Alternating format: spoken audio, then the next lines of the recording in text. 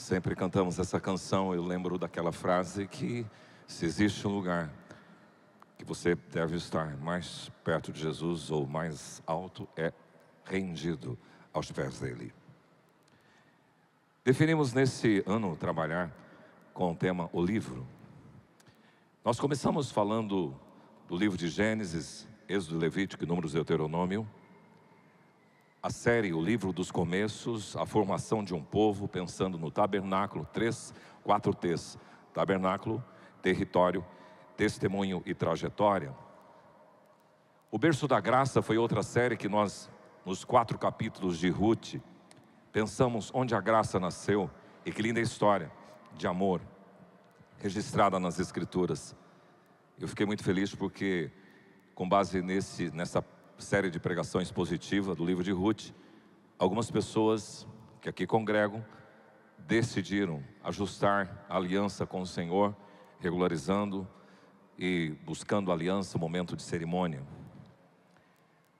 O coração aquecido, pensando no inverno, estamos no inverno e está flutuando muito tempo, mas falar que esse livro, ele te ajuda a combater toda a frieza espiritual nesta família que Deus nos dá. E agora nós estamos tratando de uma série nesse mês de julho. Faça parte, especialmente na Terça da Esperança, nós estamos usando esta série, pensando que este livro traz informações para você estar inserido numa comunidade de fé, no povo de Deus, no edifício do Senhor Jesus Cristo, aproveitando o ensejo dos 61 anos de história da igreja local e 121 anos da IPI do Brasil. E eu quero convidar você nesta hora a abrir sua Bíblia no Salmo 87, bem no meio da Bíblia ali, você vai encontrar o Salmo 87, pode usar o seu tablet, sua Bíblia impressa, seu smartphone, mas é importante acompanhar, porque tem algumas coisas que queremos olhar nas palavras desses 7 versículos. Salmo 87 diz assim: fundada por ele sobre os montes santos, o Senhor ama as portas de Sião mais do que as habitações todas de Jacó. Gloriosas coisas se tem dito de ti, ó cidade de Deus. Dentre os que me conhecem, farei menção de Raabe. Raabe, a tradução aqui não é aquela mulher, mas Egito. Farei menção de Raabe, Egito e da Babilônia. Eis a Filístia e Tiro com Etiópia, lá nasceram. E com respeito a Sião se dirá: este e aquele nasceram nela, e o próprio Altíssimo a estabelecerá. O Senhor, ao registrar os povos, dirá: este nasceu lá. Todos os cantores saltando de júbilo entoarão: todas as minhas fontes são em ti.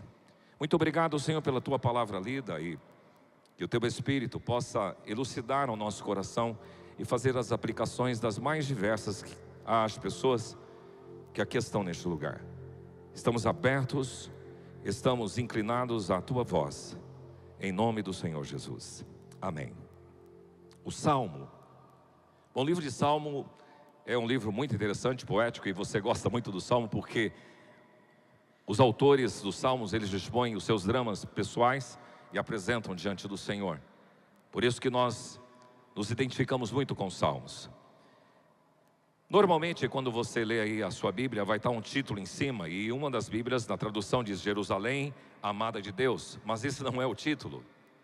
O título é o que segue: Salmo dos filhos de Corá, cântico. Os filhos de Corá na Bíblia eram descendentes de Levi, da tribo que era dedicada ao ministério sacerdotal, do tabernáculo e do templo. E aqui as famílias dos coatitas e dos coraitas faziam parte, coatitas ou coraitas. Mas esse tal de Corá, ele liderou uma rebelião contra Moisés e Arão, durante a jornada deles do deserto. No entanto, apesar da rebelião, Corá foi punido por isso, mas os seus filhos não morreram junto com ele. E eles desempenharam papéis importantes dentro do contexto levítico, do tabernáculo e do templo, especialmente na ministração, no louvor e na adoração. E se tornaram conhecidos por contribuições musicais e literárias. A eles são creditados 11 capítulos ou 11 salmos São eles 42, 44 a 49, 84 e 85, 87 e 88. O Salmo 87 especificamente é um salmo de louvor e celebração, no qual o salmista promove a glória do Senhor e a grandeza de Sião, a cidade de Jerusalém, a cidade de Deus.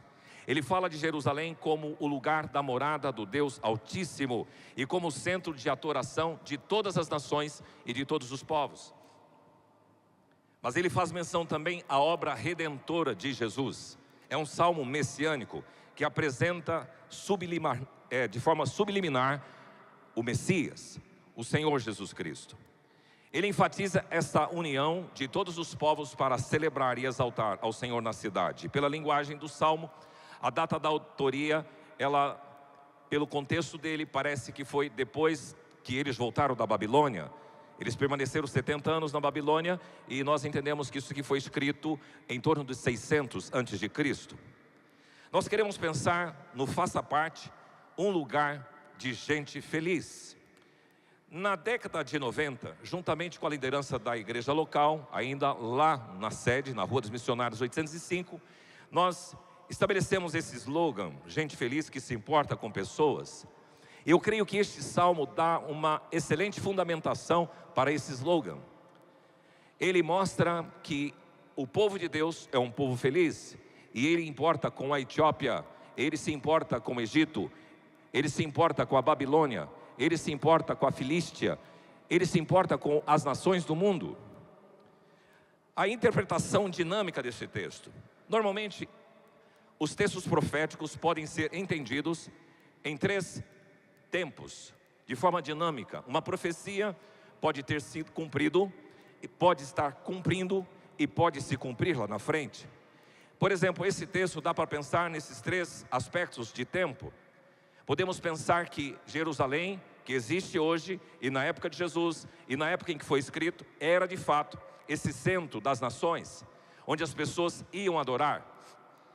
E lá encontravam pessoas prosélitas também, de todos os lugares do mundo. Por isso, nasceram lá, esta expressão que ele utiliza. Então, uma interpretação desse salmo no sentido de que já aconteceu.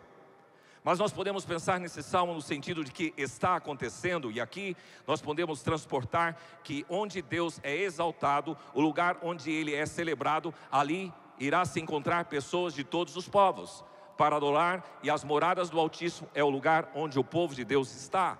Então ele pode ser aplicado no nosso contexto, mas pode também ser entendido no sentido futuro, de que haverá um dia que em Jerusalém, literalmente falando, geograficamente falando, o Messias reinará e para lá fluirão todos os povos. Eu quero pensar no sentido mais presente desse salmo, e eu quero considerar 3 destaques. Primeiro, o lugar. Segundo, os participantes. Terceiro, a felicidade. Pensemos no lugar. Tecnicamente aqui o lugar geograficamente definido pelo salmista era Jerusalém, o Monte Sião, é o lugar da adoração. A igreja não é uma invenção humana. O Israel de Deus é o seu povo. Jesus disse para Pedro: você é Pedro, e sobre esta, Jesus se referindo a si, edificarei a minha igreja, e as portas do inferno não vão prevalecer contra ela. Há um hino antigo que se cantava nas igrejas: ninguém detém, é obra santa. Ninguém detém, nem Satã, nem o mundo todo pode apagar esse ardor. Ninguém detém, aleluia, é obra santa. Esta causa é do Senhor. Então não somente o que significava Jerusalém para os judeus da época do Velho Testamento, mas o que significa a reunião dos salvos em Cristo. Hoje nós podemos entender que esse lugar é o lugar onde Deus habita. Nós somos, por exemplo, IPI de Dourados por permissão de Deus. Nós estamos aqui com o propósito de servir a Deus com zelo, com responsabilidade, com temor, com disponibilidade. Desejamos cumprir a obra de Deus que nos foi confiada, para que essa cidade, para que esse estado, para que as nações, para que todos os lugares possam entender que Deus é Deus. Agora, além deste lugar ser fundado por Deus, esse lugar é amado por Deus. Olha o versículo 2, diz aí: o Senhor ama as portas de Sião mais do que as habitações todas de Jacó. Essa relação de amor de Deus para com o seu povo é muito antiga, tanto que o Senhor fez questão que Moisés registrasse em Deuteronômio 7:7 o seguinte: não vos teve o Senhor afeição, nem vos escolheu, porque fosseis mais numerosos do que qualquer povo, pois vocês éreis o menor de todos os povos. Mas porque o Senhor o amava, e para guardar o juramento que fizeram os seus pais, o Senhor vos tirou com mão poderosa e vos resgatou da servidão do Egito. Então o amor de Deus pelo seu povo, pelo lugar, pela sua nação, é demonstrado em todas as escrituras. Tanto que Davi também estabelece isso quando ele diz num salmo: eu amo o Senhor, a habitação de tua casa e o lugar onde a tua glória assiste. Então hoje, você não espere que você precise ir para Jerusalém para que a glória de Deus seja manifesta, mas Deus pode te inserir no lugar onde a glória dele se manifesta. Então é importante ter esta compreensão de que o lugar é fundado por Deus, o lugar é também amado por Deus. João, o apóstolo do amor, ele faz um registro no capítulo 13 do Evangelho, que tendo Jesus amado os seus, os amou até o fim. Você é objeto do amor de Deus. A igreja é amada por Jesus Cristo. Paulo escreve à igreja de Éfeso: Cristo amou a sua igreja e se entregou por ela. O apóstolo João, no último livro da Bíblia, ele diz: aquele que nos ama. Então este lugar, Jerusalém para eles, para nós o lugar onde o povo de Deus se reúne, é um lugar amado por Deus. Por que então você e eu não devemos amar a casa de Deus? Amar a família da fé, amar a sua igreja, o seu povo. Essa semana nós tivemos a EBF, Escola Bíblica de Férias, com as crianças, e numa das tardes eu passei aqui no finalzinho da tarde. E como é bom você chegar e abraçar aquelas crianças, amar aquele povo. No mesmo dia, os Reis de Diamantes estavam reunidos lá, e passar e ver os irmãos acima de 60 anos reunidos e abraçar. Como é bom amar o povo de Deus. É nessa relação de amor de Deus que Deus se relaciona com o seu povo, que além de esse lugar ser fundado por Deus, ser amado por Deus, é um lugar repleto de coisas gloriosas. Veja aí no versículo 3, diz o seguinte: coisas gloriosas se tem dito de ti, ó cidade de Deus. A aplicação para os nossos dias: coisas gloriosas tem se dito de ti, ó igreja presbiteriana independente em Dourados. O que Deus quer mostrar para nós, que é importante olhar para aqueles momentos de celebração e contabilizar e perceber e discernir e testemunhar o que Deus tem feito no nosso meio. Às vezes nós pensamos que Deus não faz os seus milagres, que Deus não realiza as suas poderosas intervenções na vida humana, na sua história, na nossa igreja, mas nós somos fruto de milagres do Senhor. Jerusalém tem um significado especial.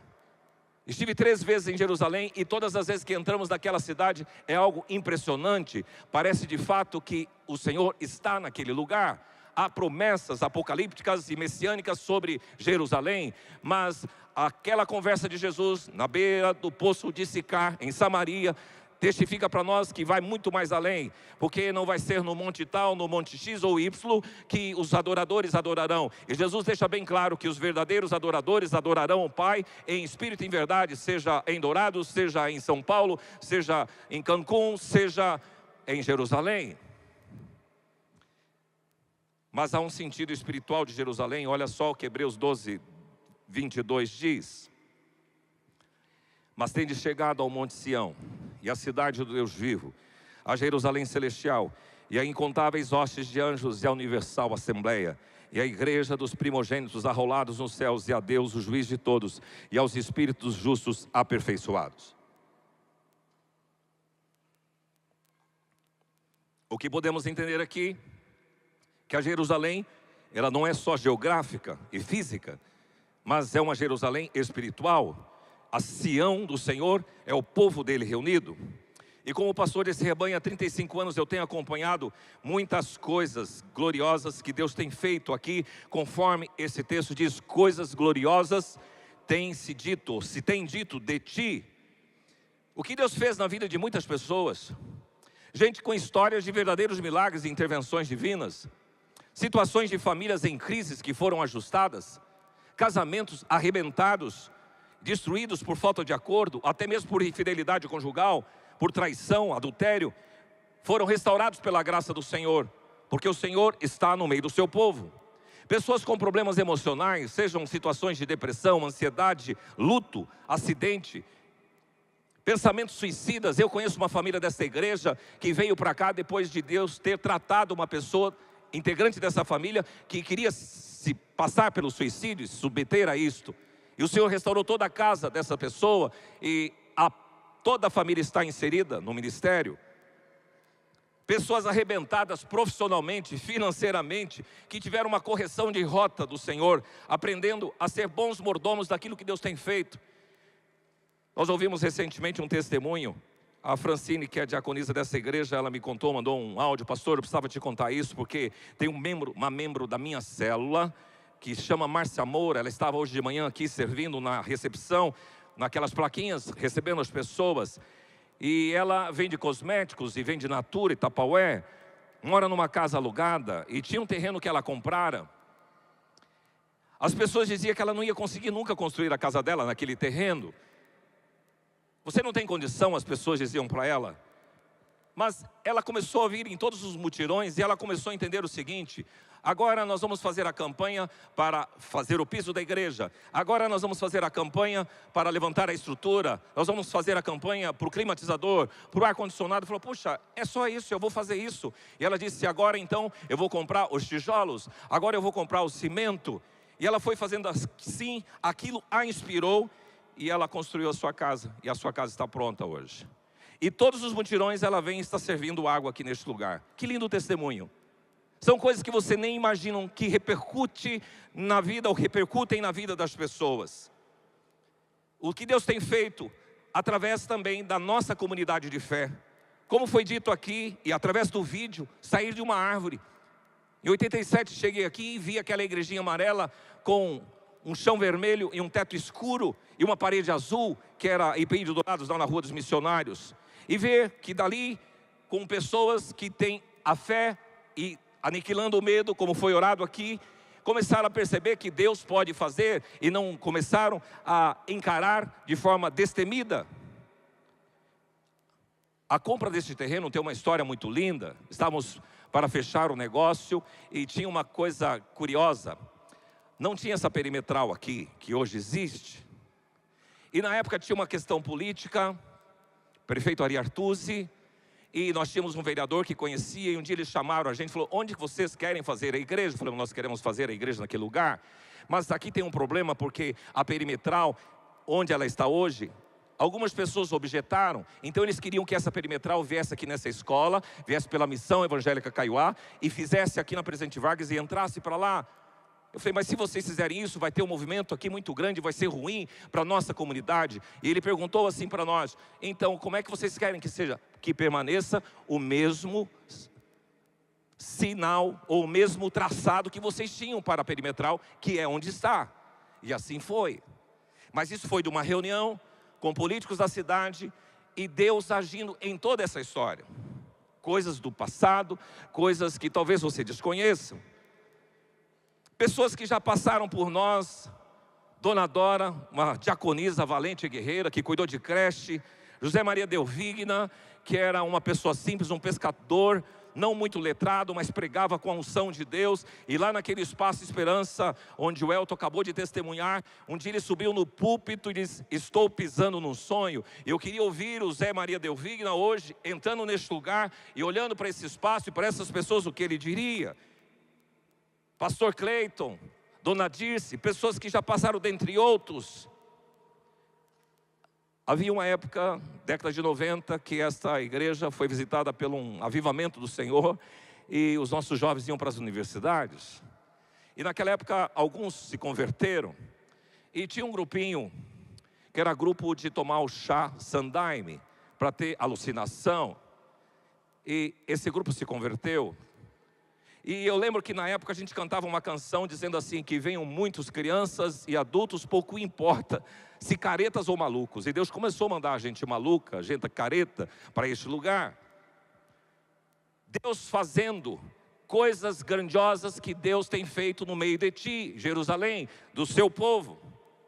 Esses dias atendi uma irmã que é membro desta igreja, que dizia assim: pastor, eu estou nessa igreja por causa do IEPD, da escola, as minhas filhas que me trouxeram para a igreja, e Deus tem colocado no meu coração, foi recente essa conversa, o desejo de restaurar esta instituição. Falei, vamos encarar, porque tem espaço projetado para este lugar, para que a escola se defina e se instale neste lugar. Na formatura dos cursos que tivemos no final de junho, testemunhos maravilhosos de conversão, curso de finanças de gente se convertendo, restauração da masculinidade do homem, homens fortes, homem ao máximo, e da feminilidade das mulheres, design divino, mulher única. E a gente percebe então Deus, uma mulher aqui desse lugar disse: a minha vida era um absurdo, era toda arrebentada, e o Senhor me alinhou. Jamais entraria numa igreja, mas ela foi alcançada. Coisas gloriosas têm se dito acerca de ti. No culto da manhã, quando eu saí, tinha um casal, a Juliana e o Gustavo. Ela disse para o Gustavo na minha frente: foi nessa casa que você encontrou a mulher da sua vida. Coisas lindas que Deus tem feito no meio deste lugar. Um lugar de coisas gloriosas, através das redes, dos ministérios e de tantas coisas que a igreja realiza. Mas temos dissabores, temos ruídos, infelizmente. Tem gente que perde de ver as coisas maravilhosas que Deus tem feito, e por conta de insatisfação, de rabugice, de descontentamento, de inveja, de espírito crítico e mesmo rebeldia, acha que deveria ser diferente, porque eu faria assim, e olha para o ministério: eu não gosto disso, eu não gosto daquilo, não concordo com isso, não concordo com aquilo, não acho que deve ter coreografia, não acho que tem que ter palmas, acho que o pregador tal não pode ser convidado para vir à igreja, não concordo com louvor, e não concordo com os dons. Recentemente escutei isso de alguém de liderança, falou: olha, a nossa igreja, ela aceita a contemporaneidade dos dons, e essa pessoa diz: olha, eu não concordo com os dons da igreja. Eu falei: o que você está fazendo aqui? Desde que você entrou, você já sabia disso. Meu irmão, saia dessa vida, porque vários que se comportaram assim, de forma lastimável, murmurando, reclamando, insatisfação, ficaram para trás. A igreja não é para ser do seu jeito, do jeito que você quer. Se você tem alguma coisa a fazer, é orar para que a liderança tenha a visão de Deus e ela seja iluminada para seguir nessa trajetória. Pois bem, os filhos de Corá declararam: coisas gloriosas se tem dito de ti, ó cidade de Deus. E nós podemos declarar: coisas gloriosas o Senhor tem feito e fará neste lugar. Em segundo lugar, os participantes. O texto bíblico diz aí no versículo 4, numa outra tradução: incluirei o Egito e a Babilônia. Já mencionei que Raabe é o mesmo significado de Egito. Quem era o Egito? Quem são essas nações mencionadas pelos filhos de Corá? Egito, Babilônia, Filístia e Tiro. Todos foram inimigos ferrenhos de Israel. E agora Deus está dizendo que esses cidadãos da Babilônia, de Tiro, de Sidom, do Egito, eles nasceram em Jerusalém, nasceram lá. Os registros dessas nações, e parece que é uma ideia cartorial de Deus, que Ele registrou o nascimento dessas nações. O que é previsto aqui é que estes farão parte de Sião. Dentre os que me conhecem, seja no Egito, seja na Babilônia, seja no Xingu, seja em qualquer lugar do mundo, se ele reconhecer Jesus como seu Salvador e Senhor, ele é incluído pelo Senhor na Jerusalém, na Sião, no lugar onde Deus habita. Fazem parte de Sião todas as pessoas, independentemente da sua raça, da sua etnia, da sua cor, da sua língua, da sua nação. Se tiverem um encontro com o Senhor Jesus Cristo, é incluído na Sião espiritual, é arrolado no céu. Naamã, o comandante Ciro, ele tinha lepra. A Bíblia diz assim: herói de guerra, porém leproso. E uma menina que foi trabalhar na sua casa disse: eu conheço um profeta em Israel, que se o Senhor for buscar, o Deus de Israel vai curar você. E ele foi, encontrou com o profeta Eliseu, e o Senhor o curou. Naamã profeta Jonas, um fujão. O Senhor disse: Jonas, vai para Nínive e prega a minha palavra, dizendo: Nínive será subvertida, arrependei-vos. O que é que Jonas fez? Foi para Tarsis. E tem toda aquela história que um grande peixe foi jogado no mar, um grande peixe engoliu, e depois ele foi vomitado e foi